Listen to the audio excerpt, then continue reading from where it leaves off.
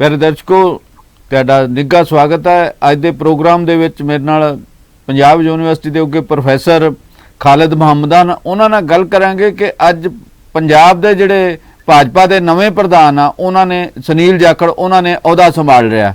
ਸਵਾਲ ਇਹ ਪੁੱਛਿਆ ਜਾ ਰਿਹਾ ਹੈ ਕਿ ਇਸ ਗੱਲ ਦੀ ਚਰਚਾ ਕਿ ਉਹਨਾਂ ਦੇ ਬਣਨ ਨਾਲ ਭਾਜਪਾ ਦੀ ਤਸਵੀਰ ਬਦਲੇਗੀ ਪੰਜਾਬ ਦੇ ਵਿੱਚ, ਭਾਵੇਂ ਕਿ ਉਹਨਾਂ ਨੇ ਕੁਝ ਗੱਲਾਂ ਇਸ ਤਰੀਕੇ ਦੀਆਂ ਕੀਤੀਆਂ ਕਿ ਹੁਣ ਬੀਜੇਪੀ ਜਿਹੜਾ ਅਕਾਲੀ ਦਲ ਨਾਲ ਜਿਹੜੀਆਂ ਪਹਿਲੀਆਂ ਟਰਮ ਸੀ ਉਹਨਾਂ ਦੇ ਉੱਪਰ ਕੋਈ ਸਮਝੌਤਾ ਨਹੀਂ ਕੀਤਾ ਜਾ ਸਕੇਗਾ। ਤੇ ਉਹ ਤੋਂ ਪਹਿਲਾਂ ਜਿਹੜੇ ਬੀਜੇਪੀ ਦੇ ਪੰਜਾਬ ਦੇ ਇੰਚਾਰਜ ਆ ਵਿਜੇ ਰੂਪਾਨੀ, ਉਹਨਾਂ ਕਿਹਾ ਸੀ ਵੀ ਅਸੀਂ ਆਪਣੇ ਬਲਬੂਤੇ ਤੇ ਪੰਜਾਬ ਦੀਆਂ 13 ਦੀਆਂ 13 ਲੋਕ ਸਭਾ ਸੀਟਾਂ ਲੜਾਂਗੇ। ਤੇ ਪ੍ਰੈਸ ਸਾਹਿਬ, ਤੁਸੀਂ ਕੀ ਕਹਿਣਾ? ਅੱਜ ਦਾ ਜਿਹੜਾ ਸਮਾਗਮ ਆ, ਜਿਹੜੀ ਤਾਜਪੋਸ਼ੀ ਹੋਈ ਹੈ ਆਪਣੇ ਜਾਖੜ ਸਾਹਿਬ ਦੀ, ਤੇ ਉਹਨਾਂ ਨੇ ਜਿਹੜਾ ਦਾਅਵਾ ਕੀਤਾ, ਉਹਨਾਂ ਇੱਕ ਕਵੀ ਦੀਆਂ ਵੀ ਲਾਈਨਾਂ ਉੱਥੇ ਸੁਣਾਈਆਂ, ਫਲਕ ਤੂੰ ਵੀ ਬਦਲ, ਅਬ ਜ਼ਮਾਨਾ ਬਦਲ ਗਿਆ, ਵੀ ਭਾਜਪਾ ਜਿਹੜੀ ਆ ਉਹ ਜ਼ਮਾਨਾ ਬਦਲੇਗੀ ਹੁਣ। ਇਸ ਤਰੀਕੇ ਦੀਆਂ ਗੱਲਾਂ ਕੀਤੀਆਂ। ਤੁਸੀਂ ਕੀ ਕਹਿਣਾ ਚਾਹੁੰਦੇ ਹੋ? ਦੇਖੋ, ਸਭ ਤੋਂ ਪਹਿਲਾਂ ਤਾਂ ਜੰਮੂ ਸਾਹਿਬ ਉਹਨਾਂ ਨੂੰ ਮੁਬਾਰਕ, ਜਿਹੜੀ ਉਹਨਾਂ ਦੀ ਤਾਜਪੋਸ਼ੀ ਅੱਜ ਹੋਈ ਹੈ। ਹਰ ਲੀਡਰ ਨੂੰ ਆਪਣੇ ਮੁਤਾਬਕ ਚੱਲਣ ਦਾ, ਆਪਣੇ ਮੁਤਾਬਕ ਪਾਰੀ ਖੇਲਣ ਦਾ ਪੂਰਾ ਅਧਿਕਾਰ ਹੈ, ਲੇਕਿਨ ਸਾਨੂੰ ਉਹਨਾਂ ਪਰ ਕਮੈਂਟ ਕਰਨ ਦਾ ਵੀ ਪੂਰਾ ਅਧਿਕਾਰ ਹੈ। ਹਾਂਜੀ, ਕਿਉਂਕਿ ਜਿਸ ਵੇਲੇ ਪਬਲਿਕ ਡੋਮੇਨ 'ਚ ਕੋਈ ਵੀ ਗੱਲ ਹੁੰਦੀ ਹੈ ਤਾਂ as commentator, as opinion maker, ਸਾਡਾ ਫਰਜ਼ ਹੈ ਕਿ ਅਸੀਂ ਉਹਦੇ ਬਾਰੇ ਗੱਲ ਕਰੀਏ, ਜਨਤਾ ਨੂੰ ਦੱਸੀਏ ਕਿ ਇਹ ਸਾਰੇ ਜਿਹੜਾ ਐਪੀਸੋਡ ਹੋ ਰਿਹਾ ਇਹਦਾ ਮੀਨਿੰਗ ਕੀ ਹੈ ਸਾਡੀ ਨਜ਼ਰ ਦੇ ਵਿੱਚ। ਤਾਂ ਜਿਹੜੀ ਆਪਣੇ ਸੁਨੀਲ ਜਾਖੜ ਨੇ ਕਾਂਗਰਸ ਛੱਡੀ ਔਰ ਉਸ ਤੋਂ ਬਾਅਦ ਕਿਹਾ ਹੁਣ ਮੈਂ ਇਲੈਕਸ਼ਨ ਨਹੀਂ ਲੜਨਾ, ਐਂ ਲੱਗਦਾ ਥਾ ਜਿਵੇਂ ਐਕਟਿਵ ਪੋਲਿਟਿਕਸ ਦੇ ਵਿੱਚੋਂ ਜੀ ਇੱਕ ਵਾਰੀ ਤਾਂ ਲੱਗਦਾ ਸੀ ਵੀ ਜਿਵੇਂ ਸੰਨਿਆਸ ਲੈਣ ਦੀ ਗੱਲ ਹੁੰਦੀ ਆ। ਜੀ ਜੀ। ਹੁਣ ਉਸ ਤੋਂ ਬਾਅਦ ਉਹਨਾਂ ਦਾ ਬੀਜੇਪੀ ਦੇ ਵਿੱਚ ਨਵੀਂ ਪਾਰੀ ਖੇਲਣ ਦਾ ਇਰਾਦਾ, ਇਹ ਸਾਰੀਆਂ ਚੀਜ਼ਾਂ ਆਪਣੇ ਸਾਹਮਣੇ ਹੈ। ਹਾਂਜੀ, ਇਹਦੇ ਵਿੱਚ ਦੋ ਤਿੰਨ ਚੀਜ਼ਾਂ ਆਪਾਂ ਨੂੰ ਡਿਸਕਸ ਕਰਨ ਵਾਲੀਆਂ। ਪਹਿਲੀ ਚੀਜ਼ ਤਾਂ ਹੈਗੀ ਹੈ ਕਿ ਐਜ਼ ਬੀਜੇਪੀ ਪ੍ਰੈਜ਼ੀਡੈਂਟ ਉਹਨਾਂ ਕੋਲ ਕਿਹੜਾ ਨਵਾਂ ਰਾਹ ਹੈ ਜਿਹਦੇ ਨਾਲ ਉਹ ਬੀਜੇਪੀ ਨੂੰ ਅੱਗੇ ਲਿਜਾ ਸਕਦੇ ਆ। ਕਿਆ ਸੁਨੀਲ ਜਾਖੜ ਕੋਲ ਕੋਈ ਐਸੀ ਗਿੱਦੜ ਸਿੰਘੀ ਹੈਗੀ ਹੈ ਜਿਹਦੇ ਨਾਲ ਉਹ ਬੀਜੇਪੀ ਦਾ ਪੰਜਾਬ ਦੇ ਵਿੱਚ ਜਿਹੜਾ ਹੈਗਾ ਇੱਕ ਧੁਲਮੁਲ ਕਿਸਮ ਦਾ ਜਿਹੜਾ ਉਹਦੀ ਪਰਫਾਰਮੈਂਸ ਹੈ ਉਹਨੂੰ ਟੌਪ ਤੇ ਲੈ ਜਾਣਗੇ? ਕਿਆ ਉਹ ਅਕਾਲੀ ਦਲ ਦੇ ਨਾਲ ਅਲਾਇੰਸ ਕਰਵਾ ਸਕਦੇ ਆ? ਕਿਉਂਕਿ ਸੁਨੀਲ ਜਾਖੜ ਕੇਵਲ ਤੇ ਕੇਵਲ ਉਹ ਕੰਮ ਕਰਨਗੇ ਜੋ ਉਹਨਾਂ ਨੂੰ ਉੱਪਰੋਂ ਹਾਈ ਕਮਾਂਡ ਤੋਂ ਦੱਸਿਆ ਜਾਏਗਾ। ਠੀਕ। ਆਪਣੀ ਇੰਡੀਪੈਂਡੈਂਟ ਡਿਸੀਜਨ ਮੇਕਿੰਗ ਉਹਨਾਂ ਦੀ ਕੋਈ ਨਹੀਂ ਹੋਈ। ਸੈਂਟਰਲ ਲੀਡਰਸ਼ਿਪ ਨੇ ਤੇ ਵੱਡੇ ਲੀਡਰਾਂ ਨੇ ਬੀਜੇਪੀ ਦੇ ਨੇ ਇਹ ਬਿਲਕੁਲ ਕਲੀਅਰ ਕਰਤਾ ਹੈ ਕਿ ਅਸੀਂ ਇੰਡੀਪੈਂਡੈਂਟਲੀ ਇਲੈਕਸ਼ਨ ਲੜਾਂਗੇ। ਹਾਂਜੀ, ਹਰਦੀਪ ਪੁਰੀ ਨੇ ਕਈ ਵਾਰ ਕਹਿਤਾ ਅਸੀਂ ਇੰਡੀਪੈਂਡੈਂਟਲੀ ਇਲੈਕਸ਼ਨ ਲੜਾਂਗੇ। ਲੇਕਿਨ ਅਗਰ ਉਹ ਕਹਿੰਦੇ ਵੀ ਅਕਾਲੀ ਦਲ ਨਾਲ ਕੋਈ ਕੰਪਰੋਮਾਈਜ਼ ਹੁੰਦਾ ਹੈ ਤਾਂ 50% ਸੀਟਾਂ ਤੇ ਲੜਾਂਗੇ।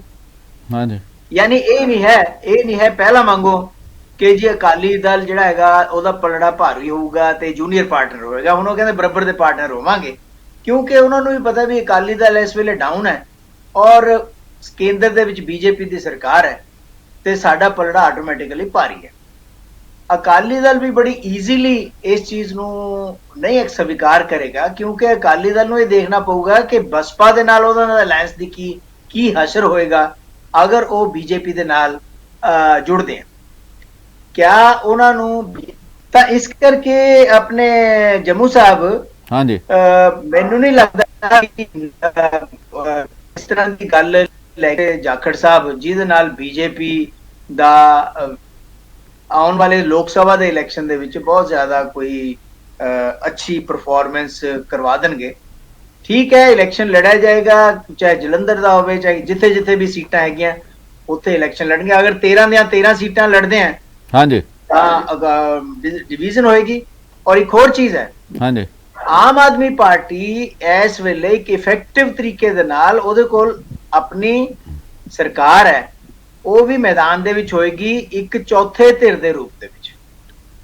ਇਸ ਕਰਕੇ ਵੋਟਾਂ ਦੀ ਡਿਵੀਜ਼ਨ ਹੋਏਗੀ ਔਰ ਉਹਦੇ ਵਿੱਚ ਫਿਰ ਉਹ ਐਨੀਬਾਡੀਜ਼ ਗੇਮ ਹੈ, ਜਿਹਦਾ ਜਿੱਥੇ ਗੜ ਹੈ ਉੱਥੋਂ ਉਹ ਸੀਟਾਂ ਲੈ ਜਾਏਗਾ।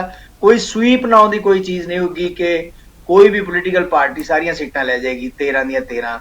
ਇਹ ਨਹੀਂ ਪੋਸੀਬਲ ਹੈ। ਪ੍ਰੈਸ ਸਾਹਿਬ ਤੁਹਾਨੂੰ ਗੱਠਜੋੜ ਦੀ ਕੀ ਪੋਸੀਬਿਲਿਟੀ ਲੱਗਦੀ ਅਕਾਲੀ ਦਲ ਤੇ ਬੀਜੇਪੀ ਦਾ, ਭਾਵੇਂ ਕਿ ਸੁਖਬੀਰ ਬਾਦਲ ਹੋਣਾ ਵੀ ਇਸ ਗੱਲ ਤੋਂ ਇਨਕਾਰ ਕੀਤਾ ਵੀ ਕੋਈ ਗੱਠਜੋੜ ਦੀ ਕੋਈ ਗੱਲਬਾਤ ਚੱਲ ਰਹੀ ਹੈ, ਦੂਜੇ ਪਾਸੇ ਜਿਹੜੇ ਭਾਜਪਾ ਦੇ ਇੰਚਾਰਜ ਆ ਵਿਜੇ ਰੂਪਾਨੀ ਉਹਨਾਂ ਵੀ ਕਿਹਾ ਵੀ ਅਸੀਂ ਆਪਣੇ ਬਲਬੂਤੇ ਤੇ ਚੋਣਾਂ ਲੜਾਂਗੇ। ਇਸ ਦੇ ਬਾਵਜੂਦ ਇਸ ਕਿਸਮ ਦੀ ਚਰਚਾ ਹੋ ਰਹੀ ਹੈ ਕਿ ਜਦੋਂ ਚੋਣਾਂ ਦਾ ਨੇੜੇ ਆਉਣਗੀਆਂ ਉਦੋਂ ਕੋਈ ਗੱਲਬਾਤ ਹੋ ਸਕਦੀ, ਗੱਠਜੋੜ ਹੋ ਸਕਦਾ। ਦੇਖੋ ਜਿਹੜਾ ਐਨਡੀਏ ਦੀ ਮੀਟਿੰਗ ਹੋ ਰਹੀ ਹੈ, ਹਾਂਜੀ, ਉਹ ਕਹਿੰਦੇ ਵੀ ਅਸੀਂ ਜਿੰਨੀਆਂ ਵੀ ਪੁਰਾਣੀਆਂ ਪੋਲੀਟੀਕਲ ਪਾਰਟੀਆਂ ਜਿਨ੍ਹਾਂ ਦੇ ਨਾਲ ਕੋਈ ਰੁੱਸ ਰਸਾ ਹੋ ਗਿਆ, ਕੋਈ ਛੱਡ ਕੇ ਚਲੀਆਂ ਗਈਆਂ, ਉਹਨਾਂ ਸਾਰਿਆਂ ਨੂੰ ਇਨਵਾਈਟ ਕਰਾਂਗੇ। ਔਰ ਇਦਾਂ ਲੱਗਦਾ ਸੀਗਾ ਉਹਦੇ ਵਿੱਚ ਅਕਾਲੀ ਦਲ ਦੀ ਲੀਡਰਸ਼ਿਪ ਜਾਣ ਵਾਸਤੇ ਤਿਆਰ ਬੈਠੀ ਹੈ। ਹਾਂਜੀ, ਲੇਕਿਨ at the same time Akali Dal ਦੀ ਮੈਂ ਫਿਰ ਉਹੀ ਗੱਲ ਕਰਾਂਗਾ, ਅਕਾਲੀ ਦਲ ਅਗਰ ਐਨਡੀਏ ਦਾ ਪਾਰਟ ਬਣਦੀ ਹੈ, ਬੀਜੇਪੀ ਦੇ ਨਾਲ ਜਾਂਦੀ ਹੈ, ਤਾਂ ਉਹਦਾ ਬੀਐਸਪੀ ਦੇ ਨਾਲ ਅਲਾਈਅੰਸ ਟੁੱਟਣਾ ਲਾਜ਼ਮੀ ਹੈ ਜਦ ਤੱਕ ਕਿ ਬੀਐਸਪੀ ਵੀ ਅਲਾਈਅੰਸ ਨਾ ਕਰੇ ਬੀਜੇਪੀ ਦੇ ਨਾਲ ਨੈਸ਼ਨਲ ਲੈਵਲ ਤੇ। ਫਿਰ ਤਾਂ ਠੀਕ ਹੈ, ਫਿਰ ਤਾਂ ਤਿੰਨੇ ਪਾਰਟੀਆਂ ਇਕੱਠੀਆਂ ਹੋ ਸਕਦੀਆਂ। ਹਾਂਜੀ, ਅਦਰਵਾਈਜ਼ ਮੈਨੂੰ ਕਾਫੀ ਮੁਸ਼ਕਿਲ ਲੱਗ ਰਿਹਾ ਇਸ ਵੇਲੇ, ਕਿਉਂਕਿ ਅਕਾਲੀ ਦਲ ਬੀਜੇਪੀ ਨੇ ਆਪਣਾ ਉਹੀ ਰੱਖਣਾ ਹੈ ਕਿ ਅਸੀਂ 50% ਮਿਨੀਮਮ ਸੀਟਾਂ ਲੜਾਂਗੇ। ਉਹ ਹੁਣ ਅਕਾਲੀ ਦਲ ਆਪਣੇ ਆਪ ਨੂੰ ਇੱਕ ਜੂਨੀਅਰ ਪਾਰਟਨਰ ਚ ਦੇਖਣ ਵਾਸਤੇ ਤਿਆਰ ਹੈ ਪੰਜਾਬ ਦੇ ਵਿੱਚ ਜਾਂ ਨਹੀਂ, ਇਹ ਅਕਾਲੀ ਦਲ ਦੀ ਲੀਡਰਸ਼ਿਪ ਦੇ ਉੱਪਰ ਡਿਪੈਂਡ ਕਰਦਾ ਹੈ। ਠੀਕ। ਤੇ ਇੱਕ ਗੱਲ ਪ੍ਰੈਸ ਸਾਹਿਬ ਹੋਰ ਹੈਗੀ ਹੈ ਜਿਹਦੇ ਬਾਰੇ ਕਾਫੀ ਚਰਚਾ ਹੁੰਦੀ ਰਹਿੰਦੀ ਹੈ, ਮਤਲਬ ਵੀ ਇਹ ਸਮਝੌਤਾ ਜੇ ਨਹੀਂ ਹੁੰਦਾ ਤੇ ਦੋਨਾਂ ਪਾਰਟੀਆਂ ਨੂੰ ਮੇਰੇ ਖਿਆਲ ਇਹਦੇ ਵਿੱਚ ਕੋਈ ਸਫਲਤਾ ਨਹੀਂ ਮਿਲੀ। ਤੁਸੀਂ ਕੀ ਸੋਚਦੇ ਹੋ ਵੀ ਜੇ ਗੱਠਜੋੜ ਨਾ ਹੋਣ ਦੀ ਸਥਿਤੀ ਦੇ ਵਿੱਚ ਕਾਂਗਰਸ ਤੇ ਆਮ ਆਦਮੀ ਪਾਰਟੀ ਲਾਹੇ 'ਚ ਰਹਿ ਸਕਦੀਆਂ ਨੇ? ਬਿਲਕੁਲ ਰਹਿ ਸਕਦੀ ਹੈ, ਕਿਉਂਕਿ ਇਦਾਂ ਹੈਗਾ ਜਿਸ ਵੇਲੇ ਵੀ ਇਲੈਕਸ਼ਨ ਹੋਇਆ ਹੈ ਤਾਂ ਅਕਾਲੀ ਦਲ ਬੀਜੇਪੀ ਦੇ ਗੱਠਜੋੜ ਨੇ ਪਰਫਾਰਮੈਂਸ ਬੈਟਰ ਦਿੱਤੀ ਹੈ। ਹਾਂਜੀ, ਦੋਨਾਂ ਜਿਸ ਵੇਲੇ ਤੋਂ ਅਲੱਗ-ਅਲੱਗ ਹੋਏ ਆ, ਦੋਨਾਂ ਦੀਆਂ ਸੀਟਾਂ ਵੀ ਘਟੀਆਂ, ਵੋਟ ਸ਼ੇਅਰ ਵੀ ਘਟਿਆ। ਠੀਕ, ਇਕੱਠਾ ਵੋਟ ਸ਼ੇਅਰ ਇੱਕ ਦੂਸਰੇ ਨੂੰ ਸਪੋਰਟ ਕਰਦਾ ਥਾ। ਜਿਸ ਵੇਲੇ ਅਲੱਗ ਹੋ ਗਿਆ ਤਾਂ ਵੋਟ ਸ਼ੇਅਰ ਸੈਪਰੇਟ ਹੋ ਗਿਆ। ਉਹਦੇ ਨਾਲ ਕਾਂਗਰਸ ਤੇ ਆਮ ਆਦਮੀ ਪਾਰਟੀ ਦੋਨਾਂ ਨੂੰ ਫਾਇਦਾ ਹੋ ਸਕਦਾ ਹੈ ਔਰ ਆਮ ਆਦਮੀ ਪਾਰਟੀ ਨੂੰ ਜ਼ਿਆਦਾ ਫਾਇਦਾ ਹੋ ਸਕਦਾ ਹੈ।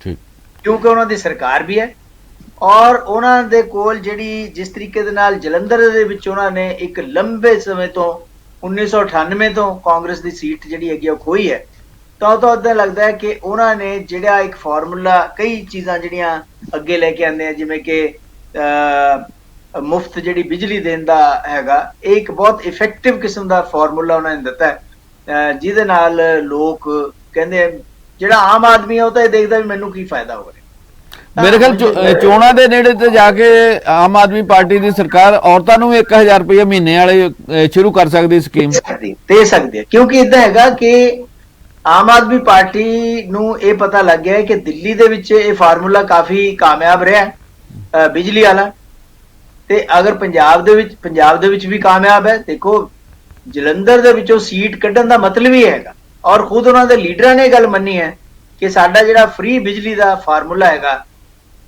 ਉਹ ਕਾਫੀ ਕਾਮਯਾਬ ਹੈ, ਉਹਦੇ ਕਰਕੇ ਲੋਕਾਂ ਨੇ ਵੋਟਾਂ ਦਿੱਤੀਆਂ। ਇਸੇ ਕਰਕੇ ਕੇਜਰੀਵਾਲ ਦਾ ਇਹ ਗੱਲ ਕਹਿਣਾ ਕਿ ਆਉਂਦੇ 50 ਸਾਲ ਆਮ ਆਦਮੀ ਪਾਰਟੀ ਦੀ ਪੰਜਾਬ 'ਚ ਸਰਕਾਰ ਰਹੇਗੀ, ਉਹ ਇਸੇ ਕਰਕੇ ਹੈ ਵੀ ਇਹ ਫਾਰਮੂਲੇ ਦਾ ਤੋੜ ਕੋਈ ਨਹੀਂ ਹੈ। ਔਰ ਅਗਰ ਉਹਨਾਂ ਨੇ 1000 ਰੁਪਇਆ ਜਿਹੜਾ ਲੇਡੀਜ਼ ਨੂੰ ਦੇਣ ਵਾਸਤੇ ਵਾਅਦਾ ਕੀਤਾ, ਅਗਰ ਉਹ ਵੀ ਕਰਤਾ ਤਾਂ ਹੋਰ ਜ਼ਿਆਦਾ ਇਫੈਕਟਿਵਲੀ ਉਹ ਵੋਟਾਂ ਨੂੰ ਕਾਰਨਰ ਕਰ ਸਕਦੇ ਆ ਔਰ ਆਉਂਦੇ ਇਲੈਕਸ਼ਨ ਦੇ ਵਿੱਚ ਉਹਨਾਂ ਨੂੰ ਫਾਇਦਾ ਹੋ ਸਕਦਾ ਹੈ। ਪ੍ਰੈਸ ਸਾਹਿਬ ਇੱਕ ਸਵਾਲ ਹੈਗਾ ਕਿ ਅਕਾਲੀ ਦਲ ਹੈਗਾ ਵੱਧ ਪਾਵਰ ਦੇਣ ਲਈ ਸੂਬਿਆਂ ਨੂੰ ਵੱਧ ਅਧਿਕਾਰਾਂ ਦੀ ਗੱਲ ਕਰਦਾ ਹੈ, ਦੂਜੇ ਪਾਸੇ ਬੀਜੇਪੀ ਹੈ ਜਿਹੜੀ ਵੱਧ ਕੇਂਦਰੀਕਰਨ ਦੀ ਹੈ।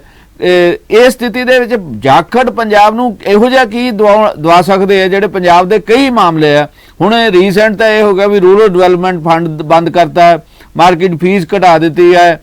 ਇਹਦੇ ਨਾਲ ਹੀ ਪੰਜਾਬ ਜਿਹੜਾ ਬਾਰਡਰ ਸਟੇਟ ਹੈ ਉਹਨੂੰ ਕੋਈ ਪੈਕੇਜ ਦੀ ਪਿਛਲੇ ਲੰਮੇ ਸਮੇਂ ਤੋਂ ਮੰਗ ਉੱਠਦੀ ਹੈ। ਫਿਰ BBM ਦੇ ਵਿੱਚ ਮੈਂਬਰਸ਼ਿਪ ਦਾ ਮਾਮਲਾ, ਹੋਰ ਅਨੇਕਾਂ ਮਾਮਲੇ ਹੈ, ਪਰ ਕੇਂਦਰ ਸਰਕਾਰ ਰਾਜਾਂ ਨੂੰ ਵੱਧ ਅਧਿਕਾਰ ਦੇਣ, ਖਾਸ ਕਰਕੇ ਪੰਜਾਬ ਨੂੰ ਕੋਈ ਗੱਲ ਸੁਣਨ ਦੀ ਥਾਂ ਤੇ ਉਲਟੇ ਪਾਸੇ ਵੱਲ ਨੂੰ ਜਾ ਰਹੀ ਹੈ। ਕਿ ਜਾਖੜ ਕੇਂਦਰ ਸਰਕਾਰ ਦੀ ਧਾਰਾ ਨੂੰ ਮੋੜ ਸਕਣਗੇ?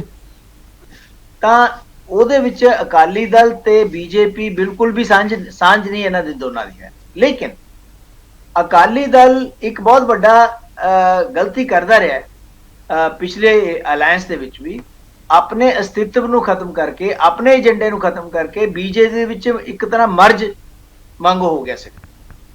ਉਹ ਅਕਾਲੀ ਦਲ ਵਾਸਤੇ ਠੀਕ ਨਹੀਂ ਹੈ, ਕਿਉਂਕਿ ਅਕਾਲੀ ਦਲ ਦਾ ਏਜੰਡਾ ਬਿਲਕੁਲ ਡਿਫਰੈਂਟ ਹੈ। ਅਕਾਲੀ ਦਲ ਦਾ ਜਿਹੜਾ ਸੰਘੀ ਢਾਂਚੇ ਨੂੰ ਮਜ਼ਬੂਤ ਕਰਨ ਦੀ ਗੱਲ ਹੈਗੀ ਹੈ, ਉਹ ਡਿਫਰੈਂਟ ਹੈ। ਅਗਰ ਅਕਾਲੀ ਦਲ ਹੁਣ ਵੀ ਉਦਾਂ ਹੀ ਕਰੇਗਾ ਤਾਂ ਅਕਾਲੀ ਦਲ ਹੋਰ ਜ਼ਿਆਦਾ ਆਪਣੇ ਆਪ ਨੂੰ ਨੀਵਾਂ ਕਰੇਗਾ ਲੋਕਾਂ ਦੀ ਨਜ਼ਰ ਦੇ ਵਿੱਚ ਵੀ, ਔਰ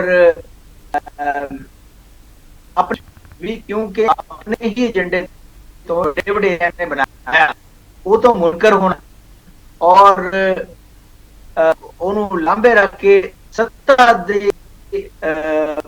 ਸੱਤਾ ਵਾਸਤੇ ਉਹ ਲੋਕਾਂ ਨੂੰ ਪਸੰਦ ਨਹੀਂ ਆਏਗਾ। ਤੁਹਾਡਾ ਕਹਿਣ ਦਾ ਭਾਵ ਵੀ ਅਕਾਲੀ ਦਲ ਲਈ ਜੇ ਗੱਠਜੋੜ ਹੁੰਦਾ, ਅਕਾਲੀ ਦਲ ਬੀਜੇਪੀ ਗੱਠਜੋੜ ਹੁੰਦਾ ਤੇ ਅਕਾਲੀ ਦਲ ਲਈ ਆਤਮਘਾਤੀ ਹੋ ਸਕਦਾ।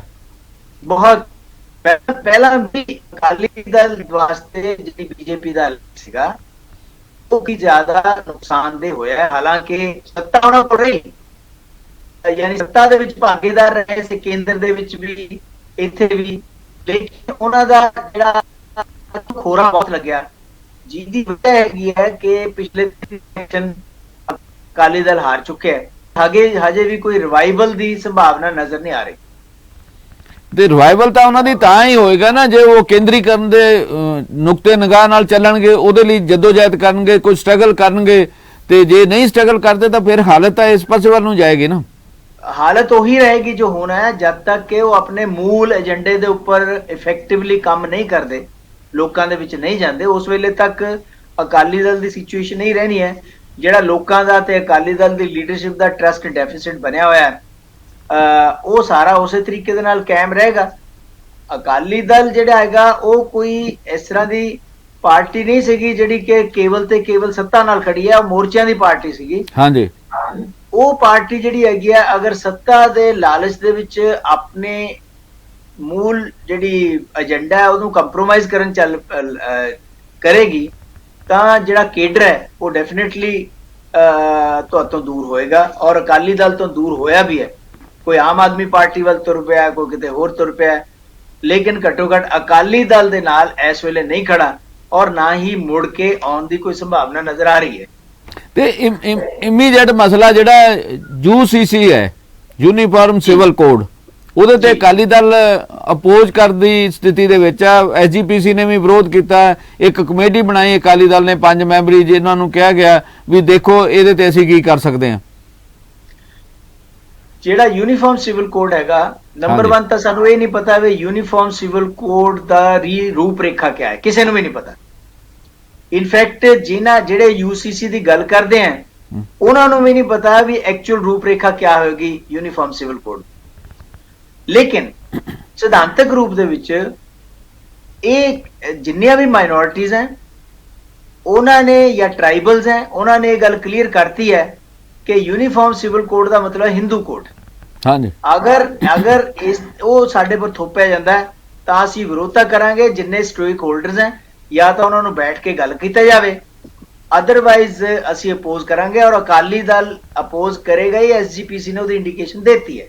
ਅਗਰ ਇਹ ਸਥਿਤੀ ਹੈ ਤਾਂ ਇਹ ਇੱਕ ਹੋਰ ਪੁਆਇੰਟ ਬਣ ਜਾਂਦਾ ਹੈ ਅਕਾਲੀ ਦਲ ਤੇ ਬੀਜੇਪੀ ਦੇ ਵਿੱਚ ਅਲਾਇੰਸ ਨਾ ਹੋਣ ਦਾ, ਕਿਉਂਕਿ ਅਗਰ ਅਲਾਇੰਸ ਹੁੰਦਾ ਹੈ ਜਾਂ ਤਾਂ ਕੋਈ ਕਾਮਨ ਮਿਨੀਮਮ ਪ੍ਰੋਗਰਾਮ ਬਣੂਗਾ, ਉਹ ਤਾਂ ਹੁੰਦਾ ਜੇ ਵਿਧਾਨ ਸਭਾ ਦੇ ਇਲੈਕਸ਼ਨ ਹੋ। ਲੋਕ ਸਭਾ ਦੇ ਇਲੈਕਸ਼ਨ 'ਚ ਤਾਂ ਕਾਮਨ ਮਿਨੀਮਮ ਪ੍ਰੋਗਰਾਮ ਨਹੀਂ ਹੋਏਗਾ, ਕਿਉਂਕਿ ਇਹ ਤਾਂ ਕੇਂਦਰ ਦੀ ਉਹ ਹੈ।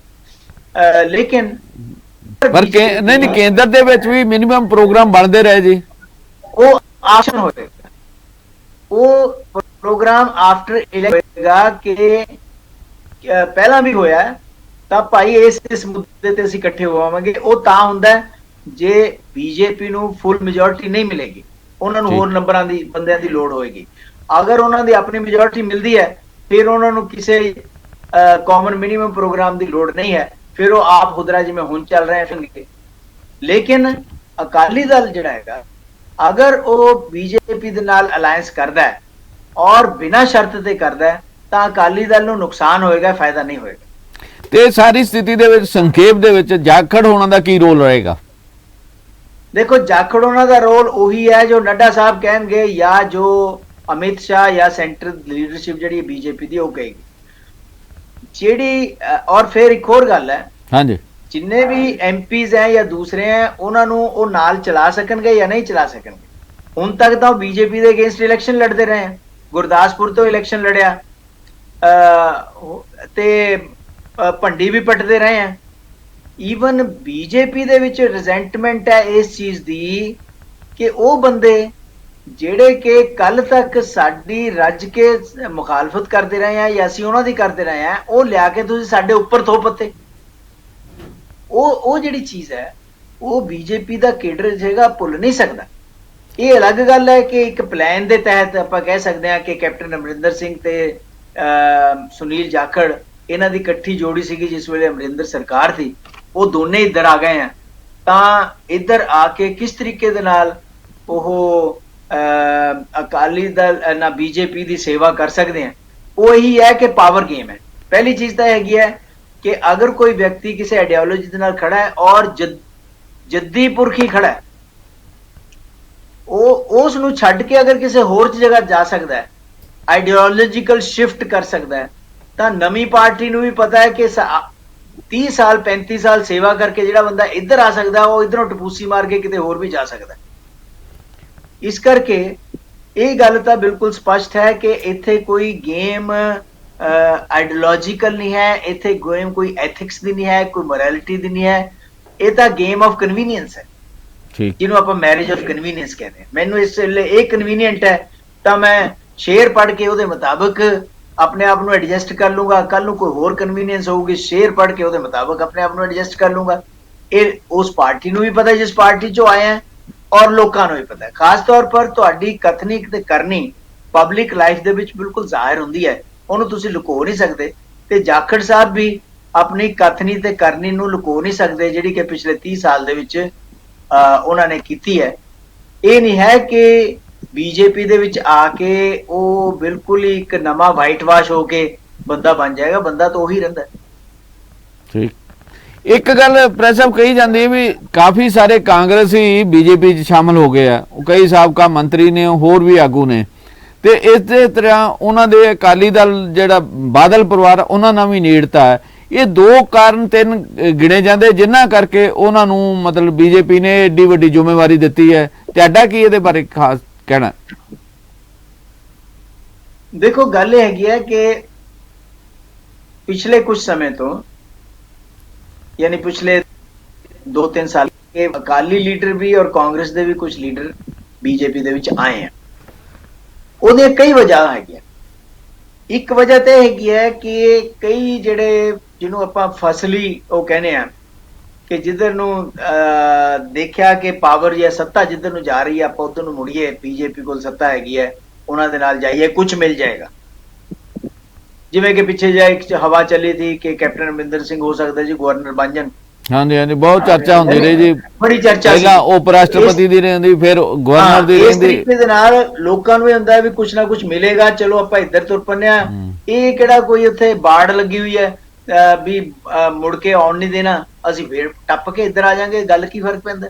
ਨੰਬਰ 1। ਦੂਸਰਾ, ਇੱਕ ईडी ਤੇ ਸੀਬੀਆਈ ਤੇ ਜਿਹੜਾ ਇਨਕਮ ਟੈਕਸ ਇਹ ਤੋਂ ਬਚਣ ਬਾਰੇ ਕਈ ਬੰਦੇ ਉਹ ਕਰਦੇ ਆ, ਕਈ ਬੰਦੇ ਇਹ ਦੇਖਦੇ ਆ ਵੀ ਸਾਡਾ ਭਵਿੱਖ ਕਿੱਥੇ ਖੜਾ ਹੈ। ਹਰ ਲੀਡਰ ਆਪਣੇ ਜੰਮੂ ਸਾਹਿਬ, ਹਰ ਲੀਡਰ ਜਿਸ ਵੇਲੇ ਇਲੈਕਸ਼ਨ ਆਉਂਦਾ ਹੈ ਉਹ ਆਪਣੇ ਆਪ ਨੂੰ ਅਸੈਸ ਕਰਦਾ ਹੈ ਵੀ ਅਗਲੇ 5 ਸਾਲ ਵਾਸਤੇ ਮੈਨੇ ਕਿਹੜੀ ਰਾਜਨੀਤੀ ਕਰਨੀ। ਠੀਕ ਠੀਕ, क्या अकाली दल की राजनीति करनी है या बीजेपी की करनी है, कित्थे मैनू फायदा है, ਉਹਦੇ मुताबिक अगे चलते हैं। और इसे करके वो लीडर ਜਿਹੜੇ ਇੱਥੇ आए हैं बीजेपी ਦੇ ਵਿੱਚ सिख चेहरे ਲਿਆਉਣ ਦੀ कोशिश की गई है ताकि ਉਹਨਾਂ ਦੀ एक्सेप्टेबिलिटी हो सके। तो इलेक्शन दसेगा, लेकिन कोई मर्यादा लाने की कोई चीज ਇਹਦੇ ਵਿੱਚ नहीं है। आया राम ते गया राम लग्या रहता। ठीक, प्रेस साहब ਇਹ ਸਾਡੇ ਸ਼ੋਅ 'ਚ ਆਉਣ ਲਈ ਤੁਹਾਡਾ ਬਹੁਤ-ਬਹੁਤ ਸ਼ੁਕਰੀਆ। ਦੇਖਦੇ ਹਾਂ ਹੁਣ ਜਾਖੜ ਸਾਹਿਬ ਆਪਣੀ ਜਿਹੜੀ ਬੀਜੇਪੀ 'ਚ ਉਹਨਾਂ ਨੇ ਪਾਰੀ ਸ਼ੁਰੂ ਕੀਤੀ ਆ ਕਿਵੇਂ ਨਿਭਾਉਂਦੇ ਆ। ਮੈਂ ਦੁਬਾਰਾ ਰਿਪੀਟ ਕਰੂੰਗਾ ਵੀ ਕਿਹੜੀ ਉਹਨਾਂ ਕੋਲ ਉਹ ਗਿੱਦੜ ਸਿੰਘੀ ਹੈ ਜਿਹਦੇ ਨਾਲ ਤਸਵੀਰ ਦਾ ਰੁਖ ਬਦਲ ਦੇਣਗੇ। ਉਡੀਕ ਕਰਾਂਗੇ ਇਹਨਾਂ ਸਵਾਲਾਂ ਦੇ ਜਵਾਬਾਂ ਦੀ। ਧੰਨਵਾਦ। ਥੈਂਕ ਯੂ ਜੀ, ਧੰਨਵਾਦ।